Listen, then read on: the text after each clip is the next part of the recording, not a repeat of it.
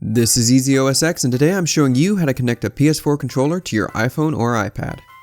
Before you get started, you'll need to be running OS 14.5 or later, since that's when Apple introduced the feature. You can check this by going to the Settings app, tap General, and then tap About at the top.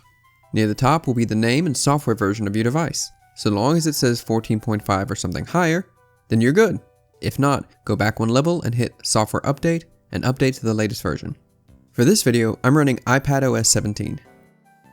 Next, you're going to need to turn on Bluetooth, since that's what the PS4 controller uses. You can get to this by going to the Settings app and clicking on the Bluetooth button near the top of the screen. In the new window, make sure the Bluetooth toggle is set to On. Now grab your PS4 controller and locate the PS logo between the two thumbsticks and the Share button at the top left corner next to the touchpad. Press and hold these two buttons together for a few seconds until you see the light bar flashing at the top of the controller. On your iDevice, you should see the DualShock controller pop up under the list of other devices. Tap it, and after a few seconds, your controller should show that it is connected. At this point, you can kind of use the controller to control your iPad, though it's not perfect. On the home screen, you can use the left thumbstick to move between apps and folders. Tapping the X or cross button will open a folder or app, and pressing the circle will exit out of the folder, but not an app. You can also tap the PlayStation logo between the thumbsticks to open or close the Game Center overview.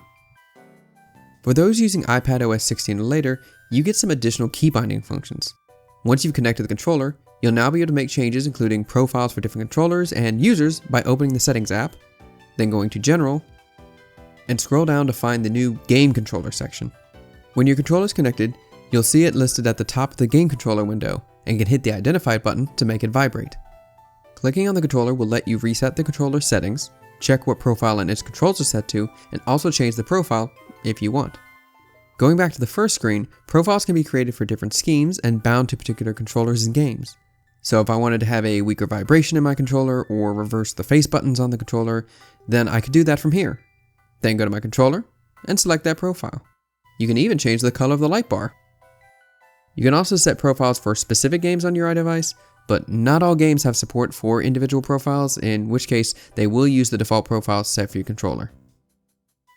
So now you want to play some games with your controller. How do you do that? As I've stated in previous videos, it's still tougher than it should be. If you're using Apple Arcade, then you don't need to worry, as all games there support controllers. But outside of that, the App Store doesn't always make it clear what apps support controllers. There is a tag Apple provides in the App Store for games to use, located up there with the genre of the game, age recommendation, etc. But some games that support controllers don't have this tab. Some developers will spell it out in the description, while others may only list it in their version history when they update the game to add support.